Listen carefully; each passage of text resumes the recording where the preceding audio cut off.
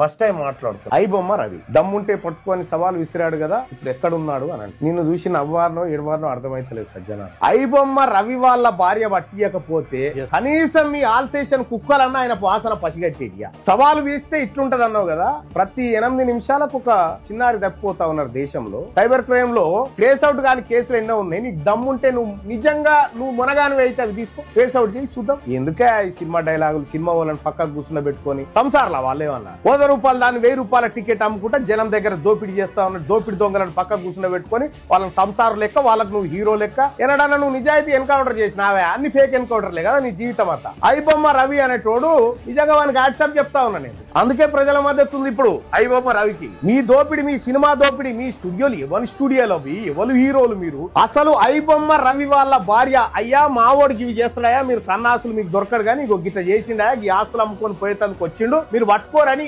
ఇంటిస్తే అలా భార్య పట్టిస్తే తప్ప మీకు పట్టుకున్న పాపాన పోలే. మీతో అయితే అదా సజ్జనార్ గారు? ఈ సైబర్ క్రైమ్ నాపు నీకు దమ్ముంటే నువ్వు దానికి మునగాని అయితే అది ఆపుకోవచ్చు. ఎందుకా డైలాగులు సజ్జనార్ గారు? ఈ డైలాగులు బంద్ చేయి. అవి సినిమాలలో ఏసకాలు వేసుకుంటారు, ఆ డైలాగులు సరిపోతాయి. కానీ మమ్మల్ని ఛాలెంజ్ చేస్తే ఏమైతే ఏం కాదు నోటపీస్ ఇంకా 24 ఉన్నాయి ఆడ. వాళ్ళని పట్టుకో.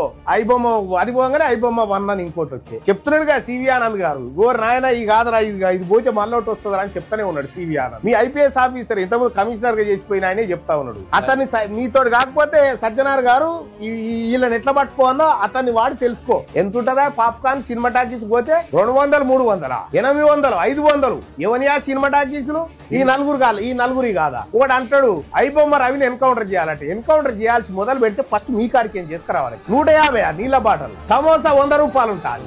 ఏం దోపిడి రాబోయే ఇది? నిజంగా ఐబొమ్మ రవి ఈ తరం యువతకు హీరోనే.